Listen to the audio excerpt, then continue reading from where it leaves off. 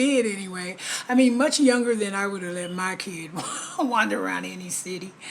But and I was probably preteen, 11, 12 on up maybe. And we would get on the bus and, go downtown. We lived down by the waterfront. We would get on the bus and go up University Avenue to Shattuck Avenue and go downtown. And, there was a lot of stuff to do. And there was a man who had been in an accident. And my cousin Donna used to tell me about him. Oh, have you seen this man? And his whole face is melted and yeah, yeah, yeah. Donna, she always had some really interesting something to say. I mean, she's a bit older than me, so I was always looking up to all my cousins thinking everything they said was not only true, but fascinating. But Donna always told me the truth. She never lied. But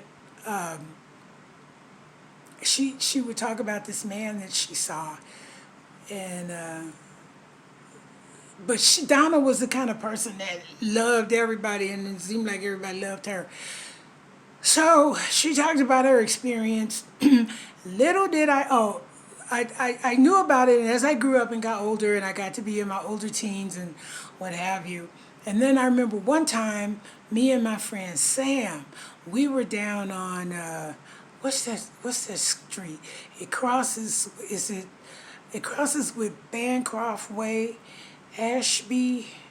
It's right where the student union, right where it's like the end of the street. It's right there at the Berkeley Student Union. There's like all these, street vendors and what have you. And there's a bus that goes down that line. I think it's Bancroft Way or Dwight Way or some kind of way. Ashby, Shed, something. Anyway, so we were in like a little store there by Blondie's Pizza. By Blondie's Pizza around the corner from Cookies and Milk. Anyhow, on the campus. And I saw him, but he was in the back part of the store. And I just got a glimpse and it's like, oh, did I see what I just think I saw? So I wanted to get close enough, but I was afraid. So I kind of followed this man at a distance around the store, looking at the back of him. And he made me think of the Invisible Man because he had on a hat and some shades. And it was the fall, so he had on like a black coat. And I didn't see the front of him. I would just see the profile, and you could see the scars. But that was it for a couple of years. And then when I really had a real up close experience with this man was on the bus. I was on the bus, and I know I had taken the bus up University to Shattuck. I think it's going to the movies maybe, there used to be like a pizza place down there. Was it Giovanni's? Giovanni's Pizza, and there was like an Indian restaurant. Anyway, wherever I was going. I was on the bus. I got off the bus on Shattuck and University, and I got on the 43. I think it was the Shattuck bus. And I was riding the bus, and the bus stopped, and the man got on the bus. It took my breath away. Since I've grown older and lived longer and, times changing and communications broadening and so forth and so on, technology, I have seen things that you didn't commonly see back in the 70s, 60s, 70s. But then I had never seen anyone disfigured to that degree. Ever. Not even in a horror movie, and I'm not trying to be funny. I had not. It would have scared me. And it did scare me. It scared me when the guy got on the bus, but I was old enough and well home trained enough to know that I couldn't go right off. So, I just stared straight ahead until he put his fare in and walked. Oh my God. And I was like, oh, Jesus. Inside, I was thinking a million things, but one of the things I do remember thinking is, oh, my God, I hope he doesn't, sit with an eye shot at me. That was the thought. But he passed by me and he sat a couple of seats down and he sat on the other side. So, being me, I, I was born a voyeur. I am extremely voyeuristic, and it is not limited to some sexual thing. It's like I just have always liked to look at stuff you don't get to see all the time. So even when it scared me or nothing's ever made me physically throw up, not yet. But yeah, you know, I'm the one that likes to look at the insides of stuff and let's cut it open and see. Me and Jeffrey Dahmer. No, I'm sorry. I am so sorry. That was so insensitive. Um, anyhow, so he sat on the other side, a couple seats down. So I could like go like this, kind of get a look, and I was a little zooted because I was always zooted because me and Afro man because I got high because I got high. So I was kind of mellow, so I did things that I probably wouldn't have normally done. Not too much. I ain't never freaked out too far, but something told me, if you keep going a little bit slow, you can eventually do a big look all at once and it'll be okay because you will have sucked in little pieces at once. So that's what I did. That's what I tried. And so finally I did it and I was able to steal a whole good look, right?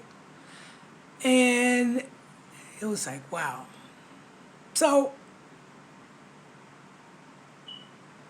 you know, I was high. So, so I looked again, and I was going to be getting off in a couple of stops. So I stood up. I was going to go out the back. We were on the other side of the little back exit. So I stood there, and I asked him. I said, "I'm sorry. What happened to you?" And he told me what happened to him. I thought he was going to tell me a great World War, Korea War story or something, but he didn't. He was in a chemical accident. He was like a chemist or what do you call him, and some kind of chemical engineer or some that kind of guy. And he was in. It was a chemical burn, and that's what happened. And he was left. His whole face melted, and he had, it was back then they didn't have a lot of good, doctors like they do now, I guess, but. His whole face was melted, and he had little slits cut for his eyes, and he had little holes for his nose. He had a little slit for his mouth. But he could talk. I could see his teeth. I could see his tongue coming out. And he had a very pleasant voice, and he spoke very pleasantly. And he said to me, "Thank you for asking me." He said, "Most people just stare." No, he didn't say that. I asked him, I said, "Do most people just stare?" And he said, "Yeah." So I told him I was sorry for staring. He's like, "It's okay. It's what I expect people to do." But, he thanked me for asking him. And I don't think I ever saw him again. Certainly not close up. But, I'm kind of glad I had that experience. You know. I can't even remember why I'm telling that story, but in any case, I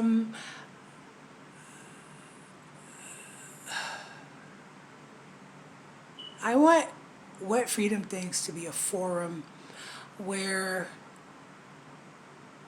people can learn things they don't know. They can teach me stuff I don't know. We can discover things together, trade, you know, tips and secrets, beauty secrets. I don't like weight loss stuff too much. Either do it or don't. You know what I'm saying? Everybody knows how to lose weight. You consume fewer calories than you burn up, or you burn up more calories than you consume. And, there are little tricks you can do nutritionally that make things work better in your body. Get a book, go online, read it. Take some supplements and stuff, I guess. It's not that I'm not here to tell people How about that? I've done it, and y'all think Luther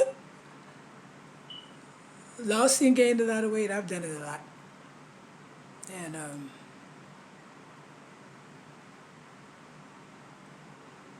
it's not that big of a deal.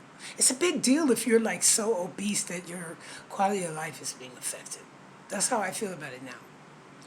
Probably because I have cancer and I'm older, so the things that used to be really important to me are not so much important to me anymore.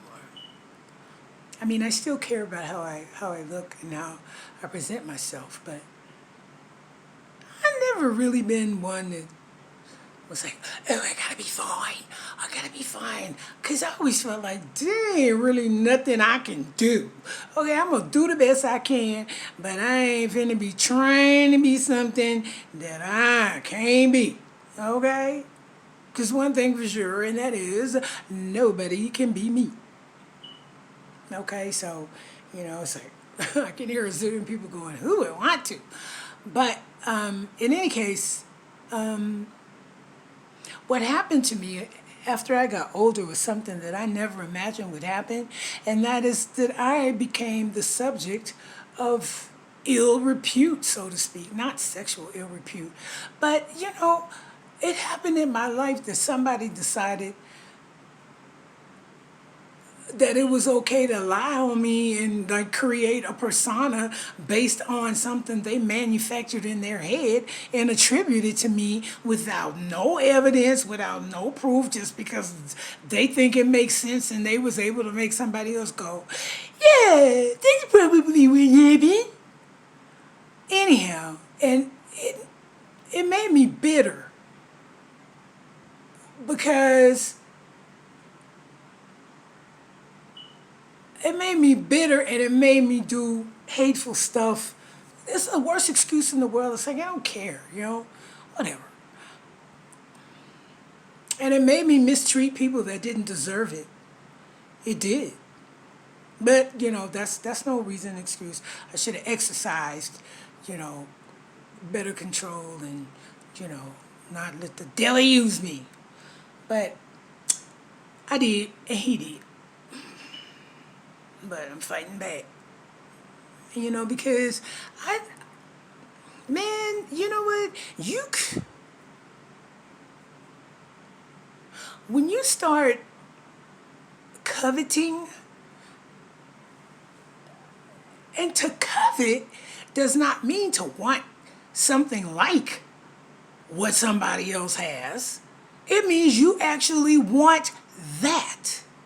It's not like, oh, I want like a 280ZX just like this. Same color, same tire, same rims, same everything. I want one just like it.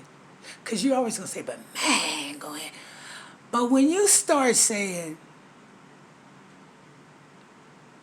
I want her car.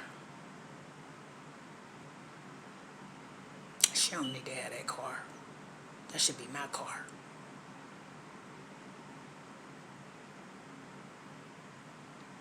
Ain't no way I'll ever be able to have one of my own. I want hers. Fuck that bitch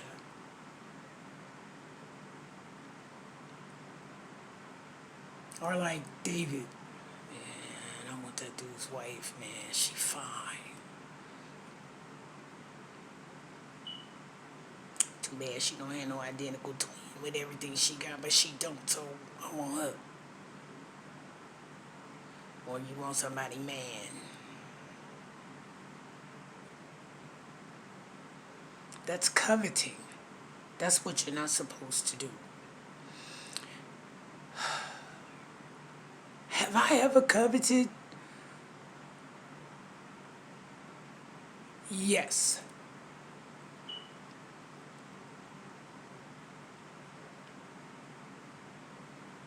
It made me feel squirmy, slimy, icky and creepy. Like, ew.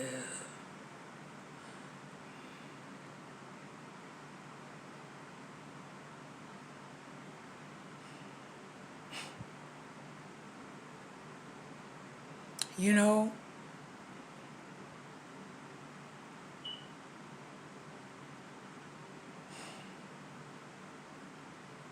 have I ever been jealous that somebody had something that I didn't have? Yes. Made me feel weak. Made me feel like, you forget who we are, bitch. We bad. Excuse the language. I want to be feeling jealous. It's like, I don't know. I could do that too. Why waste my time being jealous? I could have the same thing. Okay? I could do the same thing. I could try. I mean, you don't have to be jealous when you can acquire that which you're jealous of. I mean, some things you can't. I mean, hey, sometimes you just gotta be happy with the shit you got. Used to be anyway. Now, I remember when they used to sell these padded underwear in the back of Frederick's magazines for women who were not blessed with curves, and they wanted to look a certain way. They wanted a certain figure, so they advertised stuff for Fredericks of Hollywood where you could buy it. Well, now you can go like lay on a table and they put it in you for real. It's like you could change the color of your eyes permanently for good. You can, I mean, you could probably eventually have like a hair weave transplanted into your head. I don't know, but you don't have to. There's no reason for anybody to. Well, there is. I'm not going. Let me back up. Because if you don't have the money to do all that stuff, then what are you gonna do? I mean, what are you gonna do? You focus in a different direction, I think. I mean, if you feel like, if okay, this is a really good shallow example. Okay, so if you feel like that as a chick, like as a bad chick, a bad bitch, as dudes like to say, that you ain't bad enough to like maybe get a top of the line sugar daddy type. You ain't that bad. I mean, cause some guys they can like land in Nicole Smith's old husband. Okay, so those there are certain levels that you know unless you just bad. However you got there, whether your mama did it to you, you bought it, whatever. If you not that, and you know you know it and you keep it real, even if you don't, somebody gonna let you know before it get too far out of hand. But if you're not that and you know you can't compete with them girls, then you need to like bring it down a notch, I think. You know what I'm saying? Bring it down. If that's what you're about. If you if you feel like you need the security of a man that does not, I mean, it's a lot of men prefer it that way. A lot of men truly prefer to pay a woman to fall in love with them because that's typically what will happen. Not all of them, obviously. We do watch true crime, and some of them hoes be evil. But anyway, stay in your league. Stay in your league. I mean, don't be wanting something that's out of your reach, especially if you don't believe that it is ever going to be within your reach. And there ain't nothing wrong with that, I don't think. But anyway, I just went on and on and on. And again, I just want to thank you guys for tuning in. Tell your friends to subscribe, like, don't like, whatever. One of the other things that I forgot to mention is that, again, I am a licensed minister with the Universal Life Church. So, I'm doing weddings and, different clerical type ceremonies and services and what have you. I'll talk about that with the next video as well. I just like went so long. I didn't mean to go this long, but I'll try to do more, and I'll try to make it a little bit more interesting. I plan to have some guests on. I got a cool friend that I really want to have on, Misty Manane. Misty, a bad bitch.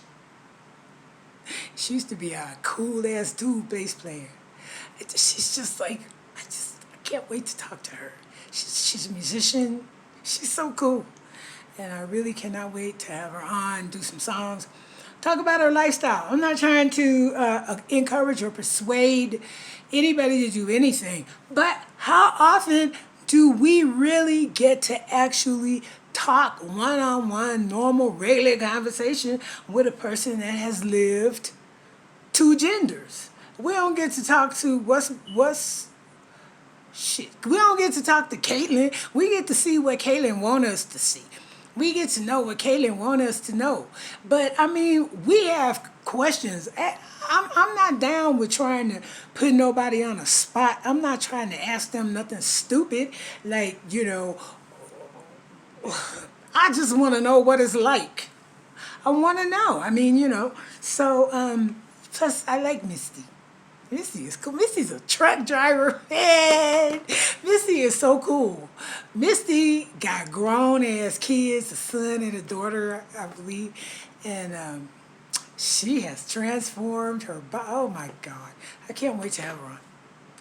And so that's that. And of course, I definitely want to focus on, and I didn't mean to make it vast or seem of least importance or relevance, but spiritual things that definitely pertain to my faith. If you're not with it, you don't have to watch.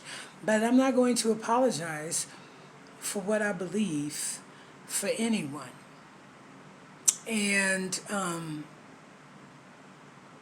my faith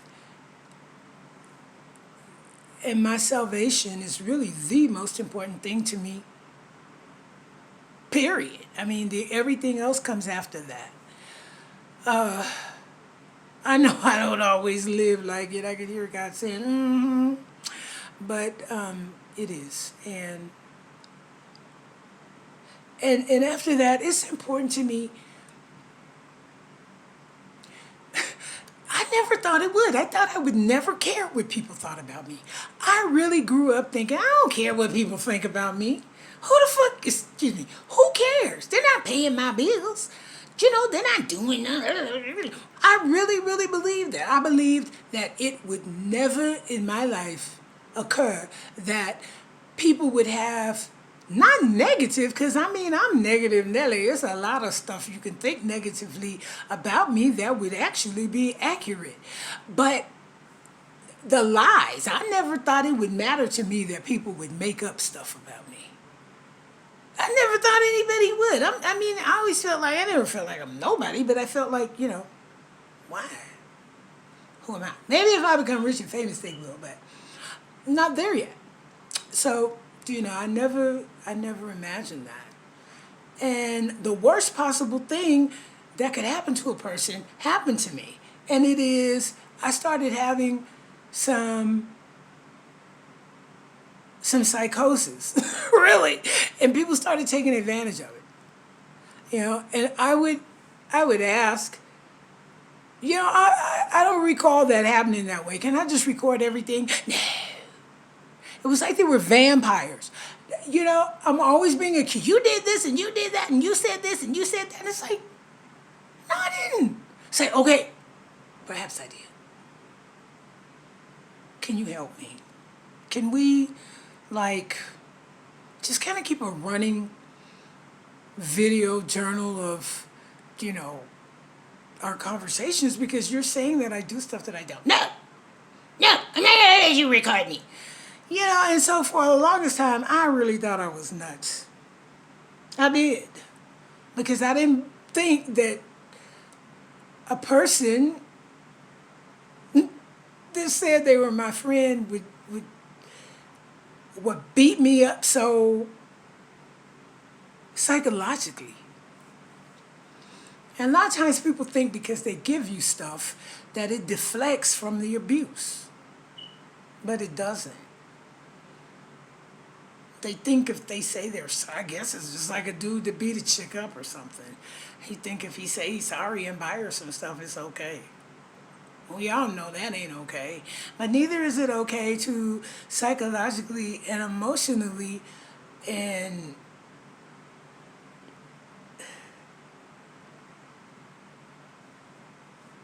abuse people. I mean, just like and and and think it's okay and not see any. I'm cool. I mean, there was some issues. There's always been some issues. Mostly the issues that I had were the things that made me not want to be around people. It's like when I don't feel like talking, there are times that I just want to be left alone for stretches of time. I'm not really cut out for relationships that require that you be constantly present. I said one time I wanted to be married, but I wanted me and my husband to live in two separate houses, and everybody said, "What kind of marriage is that? Why even bother to get married?" Good point. So, I'm not perfect. I know that I got a lot of glitches, but I mean, I'm 60. After a while, when you live in the real, regular world and you have experiences and interactions with other people and you learn things and you experience different things, you learn stuff and you acquire it. And it's like, not like a fish, A fish doesn't know how to do anything but swim because that's catch worms, I guess. They know how to eat. But that's all they've done. And so when a fish starts telling you